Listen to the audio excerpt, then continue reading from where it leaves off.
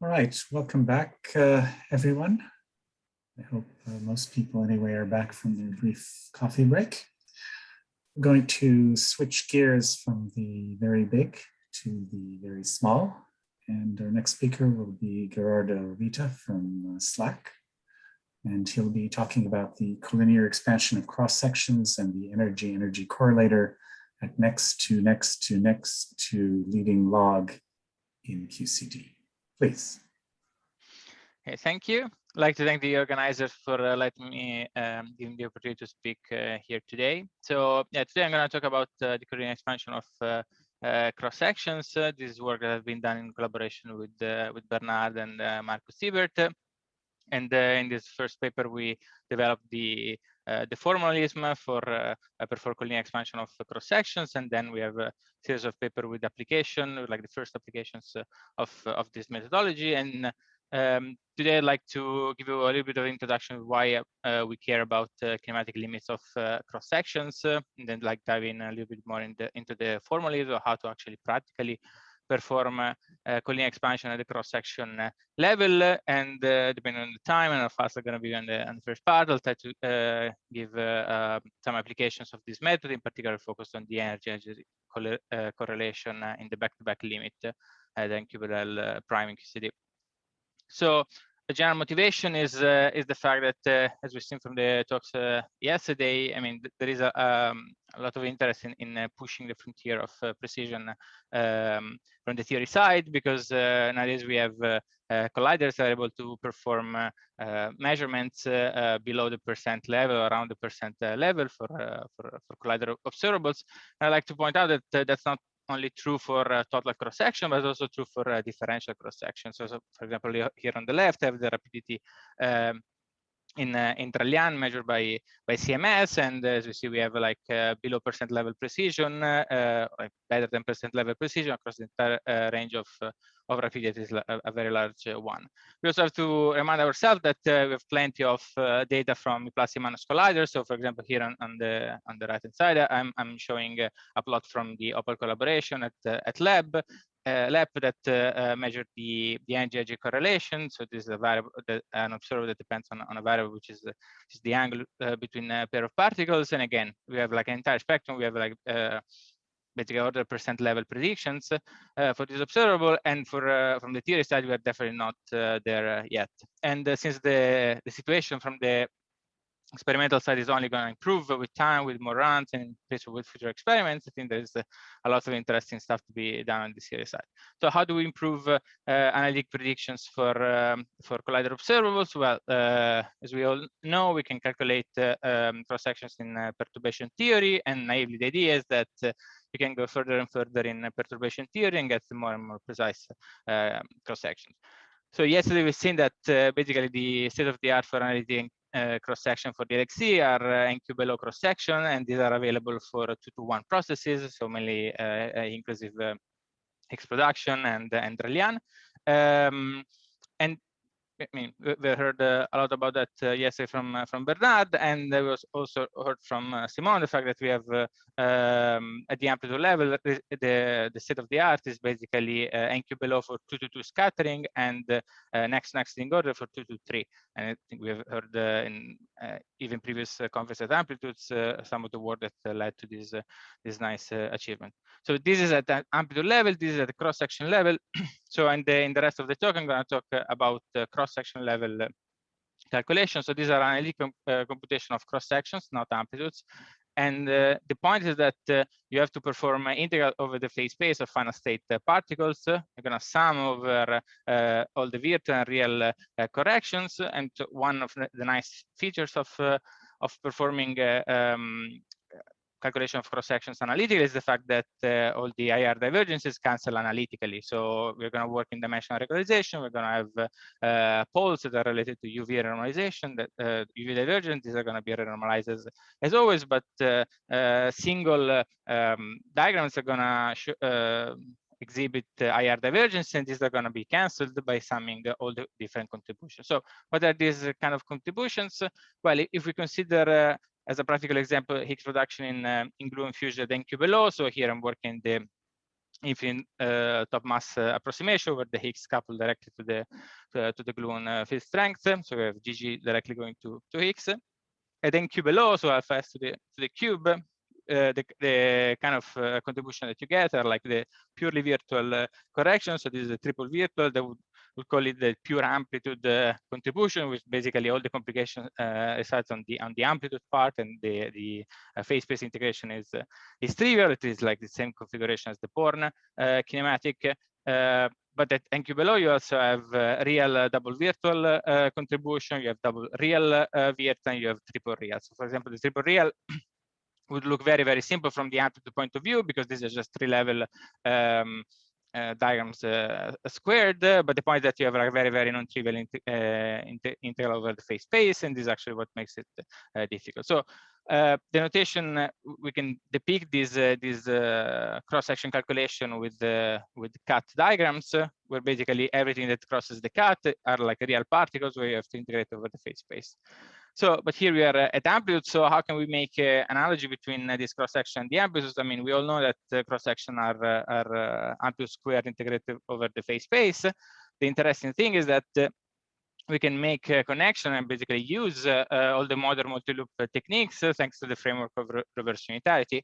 So reverse unitarity, you can look at the phase space integral, and you can just, this very, from the integral point of view, this is an integral you do in dimensional regularization. So you can just look at this as a loop integral. The point is that you have phase space constraints. One of the trivial ones that if these are real particles, you're gonna have on-shell constraints, but you can look at this delta function, this phase space constraint, as propagator, it's like cut propagators. So once you look at the problem from this point of view, you can basically recycle completely all the tool chain for amplitude multi-loop calculations, and you can go to town and calculate the your cross-section in this way. An important note is that the more you are differential in your cross-section, so basically the more measurements you want to perform on the final state, the more of this cut propagator you're going to have, which depend on more and more variables. So final state measurements, like the Higgs rapidity, the transverse momentum, and things like that, are phase-space constraints, which are going to mean additional propagators. So if you want, it's like having masses in some of the internal lines. And the idea is that these cut propagators are the ones that are the one exactly cut in this kind of diagrams. So this is a general introduction about how we do calculations for analytic cross sections, and but the point is that to go from state of the art 2-to-1 cross section to higher multiplicity or more differential cross section, it will require huge progress basically at each step of the tool chain of the calculation. So we don't really have one bottleneck, but we would have problems in both the IPP level, like the size of the differential equation will explode, the kind of space of function that would appear would be quite problematic, or at least kind of like beyond the state of the art of what to really understand. And of course, since these techniques or these problems are actually shared with the amplitude, the pure amplitude calculation, we've heard and we're going to hear a lot of talks actually in try to push the boundary of what we are able to do. But for now, I mean, there will still be a lot of work to be done if we want to do that in full kinematics. So as it typically in physics, when you have a problem, you can try that you can solve. You can say, oh, can I expand something to make my life easy? And we know that gauge theories really simplify and also show interesting property when we expand them interesting limits. So, of course, the typical kinematic limits that are interesting are the collinear, the soft, the regio, the forward limit, and much simpler structures arise in this limit. So the idea is to expand cross sections in the collinear limit. So what does it mean to expand them? Just try to be very, very concrete, and let's consider the production of a color singlet in proton-proton collision, which can easily be the Higgs, where we want to measure at least the color singlet invariant mass, the rapidity, and maybe some information about the radiation of the QCD radiation, which in this case, I'm going to just skip the the total momentum of radiation k, which is going to be the sum of the individual momentum of the partons, which actually means that we are going to lose information about the single information about each emission, but at least we want to keep some information about the total amount of radiation. This, for example, would be useful if we want to go a little bit further than just inclusive cross-section, and this would allow us, for example, to compute transverse momentum distributions, bin distribution, or the Higgs repeated distribution. So this is more or less the setup for the first step beyond inclusive cross-sections. So with this setup, of course, you have like at the LXC, you have protons colliding coming from like a same reference axis, which is kind of called Z, and you can define light-like vectors n and bar aligned with the Z and minus Z axis. So it's there are like two very natural limits to consider. One is the soft limit, when you take this total momentum of radiation to be soft. So you can basically rescale each component of this total moment of the radiation by a parameter lambda, which is much smaller than 1. You can scale it homogeneous, this becomes soft, and this is a very well-known threshold expansion. What I want to talk about in this talk, and this is the base of our work, is the limit where we take the total moment of the radiation to be collinear to one of the proton axes. And in Sudokov parameterization, you can formally define the collinear expansion in this way, again by taking a parameter lambda to be much smaller than 1. So enforcing a kinematic limit in your cross-section naturally induces the expansion of an expansion on Feynman integrands that are going to appear in the calculation of your partonic cross-section. So the idea, of course, is not new. It's not we invented anything from that point of view. People have expanded Feynman integrands since the early days of Feynman integrand of QFT. But so some very similar idea, for example, is like expansion by region, and you have like things similar when people calculate amplitudes for splitting functions, and so on. But here we're going to consider the collinear expansion in a full analytic cross-section. I'm going to show you how to do that on a practical level. So, for example, if we take a two-loop scalar integral, this would actually appear would be a scalar integral that appear in Higgs reduction and gluon fusion, for example, for the rapidity distribution of the Higgs at next leading order. One of the scalar diagrams that you would get from your reduction is this double emission scalar integral. As we said, at the cross-section level, we're going to have an integral over the phase space, which is this integral over phi here, and this is going to depend on some variables that here I called omega 1, omega 2, omega x. This is a parameterized the measurement that you perform. It's not very important to remember the definition of omega 1, omega 2 on x for the rest of the talk. The important part is that basically these are a way of parameterizing a Lorentz invariant way the different components of the total momentum of the radiation, and then you have like some scalar propagator. That's pretty standard. So what happens when we impose a collinear when we expand in the collinear limit? Well, because the choice that we made for the variables which are related to the components of the total radiation, the double real phase space is going to scale homogeneously.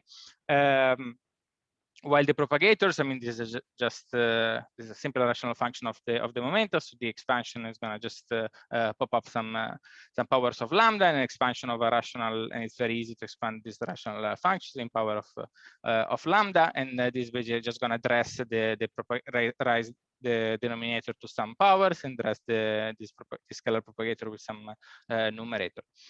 So we know how to expand how the phase space scales under this expansion, how the propagator behave. So it's pretty easy to perform the collinear expansion of the integrand. This naturally admits a diagrammatic representation where basically higher powers in the expansion would basically get like dotted propagators with some features that become more and more complicated as you go to higher powers, but the general structure is very, very similar, right? So it's just like basically you change the indexes in your parameterization of the denominators of your Feynman integrals. That's basically it. And just as a note, I showed an example for double real integrals, but you can easily do that also for integrals involving loops. So the key point is that, as you've seen, we can treat this expanded diagram as normal diagrams in a amplitude or cross-section calculation. And the key point is that these expanded diagrams admit the integration by parts relation, which are simplified because you're expanding basically one variable.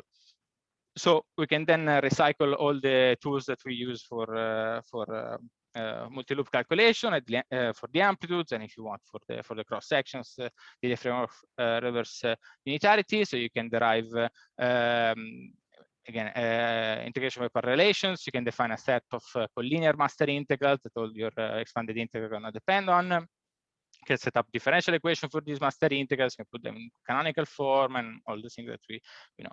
So a very important point is that this simplification respect to full kinematics are huge, and they actually enter at each step of the calculation. So not only you're going to get smaller coefficient for the IBPs, but you're going to get less master integrals compared to the full kinematic case. The size of the system of differential equation is order of magnitude smaller, and also the space of function is in general simpler than the one that you're going to get in full kinematics. And to just give an example, for the differential distribution of the Higgs in Qt and then Q below, you actually get functions that are even simpler than the inclusive cross section of the Higgs, which again depends on one variable, which is the partonic cross section, the partonic center of mass, because you have to convolve that with the part of luminosities. But in the case of inclusive Higgs production, you get elliptic function, while in the case of Qt distribution, these are just HPLs, while of course the Qt dependence on that is trivialized by the fact that you're taking the collinear limit, which basically corresponds to the small Qt limit. So having gotten to this point, I think I've given an overview of what this framework is and how you can actually practically implement collinear expansion of cross sections. Okay, but what do we do with these expanded cross sections? Well, the applications are multifold. Of course, I will not have time to cover all of them, and but let me just spend a couple of minutes to illustrate some of them. So one of the obvious thing that, I mean, in some senses was anticipated by my introduction, is that by expanding cross sections in the collinear limit, you can actually compute approximation of differential distribution that you cannot do in the full theory, at least analytically. So this, like, natural application of this would be the Higgs rapidity at the LXT, or like the Dralian rapidity distribution. But in principle, you can apply this to whatever process you are actually not able to compute in full kinematics. Then there are, since you can actually expand order by order in a very systematic way, there is a there's a large community of people that are interested in studying QCD beyond leading power, and that of course would provide very interesting data at high perturbative order, which is very, very interesting to understand or to fix or to study if you want subleading power RGEs, to improve slicing methods and all the things that people study when they're interested in QCD beyond leading power. But even keeping it leading power, at the end of the day, when you're expanding collinear limit, you are really probing the IR of QCD. And as we all know, there are like a lot of universal and in some sense process independent objects that show up and that are very interesting to study and to calculate at high perturbative order when we study the IR of QCD. So among them, like the simplest things are like the anomalous dimensions, like splitting functions, collinear rapidity anomalous dimension. All of these objects can actually be calculated they actually show up as basically poles in this collinear expansion of cross section. So when you calculate when you perform the collinear expansion of cross section, you actually get out these objects depending on what observer you are computing. But these are like basically embedded in the structure of what you're actually getting out when you perform this collinear expansion. And then you have gauge invariant objects that basically govern the IR of initial state radiation dynamics and final state ratio dynamics. There can be a lot to be said about this object, but just to give an idea what I'm talking about, are like TMD PDFs, beam functions, double differential beam function, or like for the time-like case, TMD fragmentation function, the EC, the Trust function, and all these objects that appear in leading power factorization theorems, and basically they give the description of the singular distribution of this observable. So what we did is that we calculate this object at NQ below, particularly the PDF or like the QT beam function at NQ below, the Trust beam function at NQ below, which is the NJetness beam function. All these objects, for example, are also used to do fixed order calculation via slicing methods, and we also have done the same for the time-like analogs. So the time-like analogs are like the TMD fragmentation functions, and a moment of this TMD fragmentation function is the EC jet function. And so I'm gonna spend the rest of my talk talking about this application. So mentioned the energy correlation a couple of times already, and what is this? Well, it's basically one of the oldest observers that's been proposed for collider experiments. It's basically measuring the angle between pair of particles, and you weight it by the energy of each particle. This guarantees infrared and collinear safety. It's been proposed basically in the late 70s, so it has a very long history. And it's also very interesting observable because we have a lot of very well measured data for it from a long range of experiments. Like the most precise one is the one that I'm showing here. They showed also in the introduction, which is from LAP. 5 minutes. It's very nice also for theory because it's arguably as the easiest event, like the simplest analytic structure among all the event shapes. So this is an event shape like Trust, for example, C parameter, but the analytic structure of this is much simpler. There is a lot of interest and overlap because it can be written as a 4-point correlator in terms of energy flow operator. So there is a lot of understanding of this observable from the conformal theory side. There is a lot of study of that in N=4, and so it naturally plays as a playground for connection between N=4 and QCD. And also, since it is an event shape, it's strongly dependent on alpha S. It is very well measured, so you can make very good predictions for it. It can be a very, very good candidate to allow precise extraction of alpha S. So analytically, the structure of this observable is like large logs that blow up the cross section at the two endpoints. Instead of working with a variable chi, which is the angle going from 0 to 180, people typically use a variable z that goes from 0 to 1. You have the back-to-back limit, which is z going to 1, and the small angle limit, which is z going to 0. They may seem naively related by some parity transformation around 90 degrees. That's not the case. Actually, the structure, the divergence structure is pretty different. So you have a double logarithmic series at z going to 1 and a single logarithmic series at z going to 0. You have contact terms that are proportional to the delta function that are necessary to ensure infrared and collinear safety. And the nice thing is that these large logs can actually be resummed via factorization theorem in SCT, both for z going to 0 and z going to 1. And I guess Lance presented the work for z going to 0 in SCT at last Amplitude, or maybe two years ago. I don't know. But today I'm going to talk about the exactly opposite ends. So it's the back-to-back limit where chi goes to pi. In SCT, the factorization theorem for the leading power behavior of this observer in this limit is the following. So the details of the formula is not very important. The important point is that you have a product or in conjugate space or a convolution in QT space that between a hard function, a jet function, and a soft function. So the hard function is nothing more than the higher finite part of the form factor. This is the object that's being calculated at NQ below in 2010.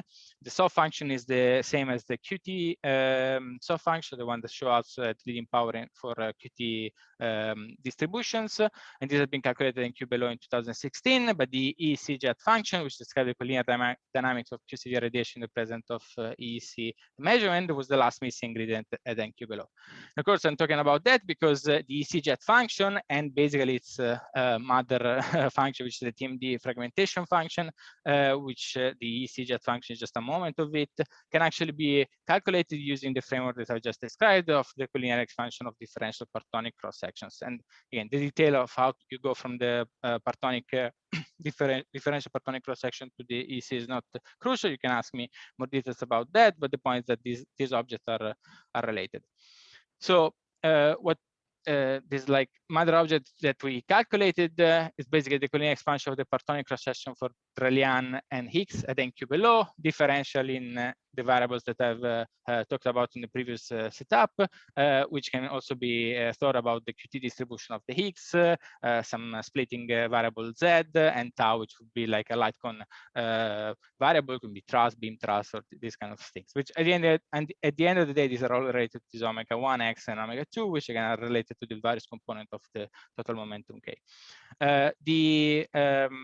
The kind of diagrams that you have to calculate are the real double virtual. This is actually known in full kinematics, so you can just expand the full kinematic result. You have the double real virtual. We have 170 collinear master integral. The triple real is 320. Again, as I said before, the triple real in general is like the most complicated. Even though this is a problem that is not treatable in full kinematics, and in the collinear expansion is easier, but it's still at the edge of what we can actually do. And because we have two scales with algebraic dependence on it, and still well beyond the current level of technology for like algorithmic techniques. So the way we put the system of differential equation in canonical form is that for the most complicated topology, we constructed the lot integrand basis, analyzing this coupled system under maximal cut. Then we generalized the algorithm by Raman-Lee to put this system with two variables and algebraic dependence in epsilon form. The boundaries are actually easily obtained from the differential soft integrals, because basically the soft limit of the collinear master integrals are actually soft master integrals.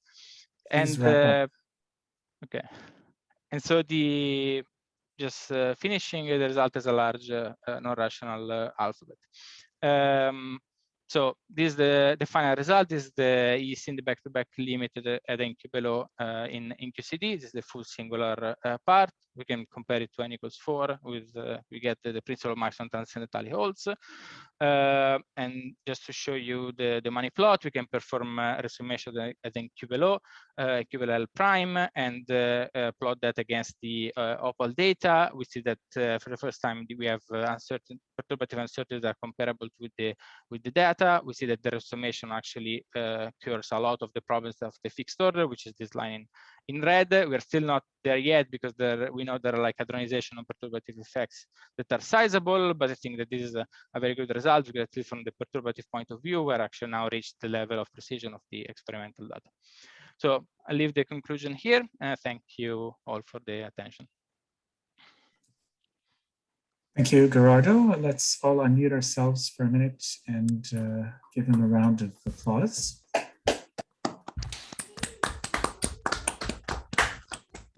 And let's remute ourselves. Does anyone have questions?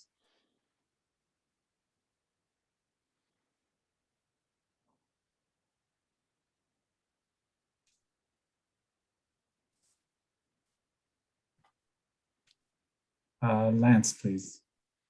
Hey, thanks for this nice talk, Gherardo. Since you have the slide up, if you compare your resum position prediction to the opal data, although it's, you know, like you said, you need to also think about non-perturbative corrections. In the region where the non-perturbative corrections might be a bit smaller, that is to the left, you can see that there's an undershoot of the data. Have you combined the match to the NNLO in this? You mean like in this this the blue region? curve take into account the NNLO as well? No. So this actually is you see, like the red one is the leading power piece, and so we see that the red part is actually matches the resound one, because as you go away from the endpoint, the resummation effects are smaller and smaller, and you start having like sub-leading power contribution. We see that the opposite is true, but yeah. So in principle, you can match the two. Is yeah, it should be equivalent to the orange curve around 160. It shouldn't deviate much because the resummation effects are small. Absolutely, yeah. And so in some sense, so the main impact would start to be around 170 around 170, you would start to get more resummation effects. Is that Yeah, right? I mean, basically, yes. I mean, you see like the difference basically between the red and the blue curve. It's the main difference between just the leading power expanded without resummation and the one with resummation. So that's, it'll bring it down in there. Yeah. Yeah, I It's mean, hard to, you see, right? Yeah. In this region, you would actually switch, right? The point is that you actually want to keep basically above 170. You just want to have the sum result because you have the all order result. There is no reason to keep the other one. Also, because you see that the difference between the just like the subleading power contribution, which are the difference between the orange and the red, are very, very small here, right? So they're definitely not comparable to the size of the resummation effects, which, as you see, it brings you much closer to the data. But yeah, on top of this, if you want to do alpha extraction, you also want to have the hadronization effects. But yeah, I mean, you have to start somewhere. That's a bigger job. Yeah. Thanks a lot. Thanks. A very quick question now. Hi, you mentioned the threshold expansion. I believe people have expanded to more than 20 orders for that. Is this one more difficult? Yeah, I mean, definitely the collinear integrals are much more difficult than the threshold one. But the idea is, in principle, yeah, is to do that. And also, what we're seeing is that the number of master integrals is not going to change much when you go beyond leading power. So it's not that just like the first order in the expansion, the collinear expansion is going to give you all the master integrals, but it's going to give you basically most of it. This is the first two and like 2, 3 orders. So yeah, in principle, it's not complicated. Of course, if you want to do that then Q below, it's complicated, but yeah, it's definitely work in progress. And but yeah, there is no roadblock in that. There is no roadblock to go to 20 orders. It's not just for like time and yeah. Thanks. Thank you. Let's all unmute ourselves again and give Gherardo another round of applause.